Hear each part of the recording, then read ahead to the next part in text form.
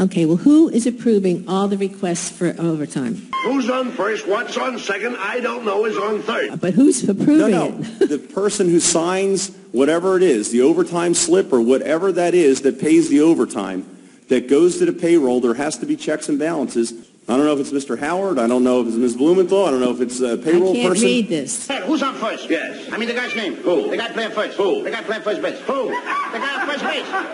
But who actually is the ultimate approval? Right now? The final approval? The captains. No, before it goes to payroll. The captains. Then we have a flawed system. Yes, we do. Who's on first? Yes. I'm asking, when you give the guy the money, what's the guy's name that you give the money to? Now, wait a minute. What signs his own? Who signs his own? No, who signs his? But who actually is the ultimate approval? Right now? The final approval? The captains. No, before it goes to payroll. The captains. Then we have a flawed system. Yes, we do. We're just awakening to that now? Just finding that out?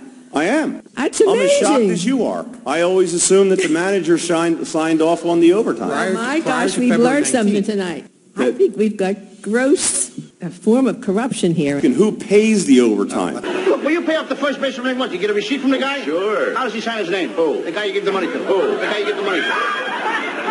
Well, that's how he signs it. That's how who signs it? Yes. Who tell me? Well, it's the same thing. No, it's not. The ultimate sign-off has to be the person who pays the overtime. The manager and payroll has no sign-off on overtime. The captains have taken upon themselves as of February 19th to authorize it and then approve it. Okay? And then notify me of that. And Because they're saying that the arbiter's ruling says they're allowed to do that. well, that's fine. Someone puts in for overtime. After that piece of paper leaves that office, where does it go? To the personnel director. Okay, and what does the personnel director do with it? Takes that information and keys it into the system. Then we have a major flaw. It should be signed off by the city manager. The department head is the authorizer of the overtime. Well, it's a flawed system. Maybe that's part of the problem with the overtime. And that is if that kind of overtime is put in, the final person to sign off on that ought to be the city manager. I think this goes to the heart of what Councilman Picardi said, that there's abuse. But there's got to be more oversight. I think we need an investigation of the overtime and comp time within that department. You've got a lot of abuses, and there's mismanagement because you're not overseeing the captains.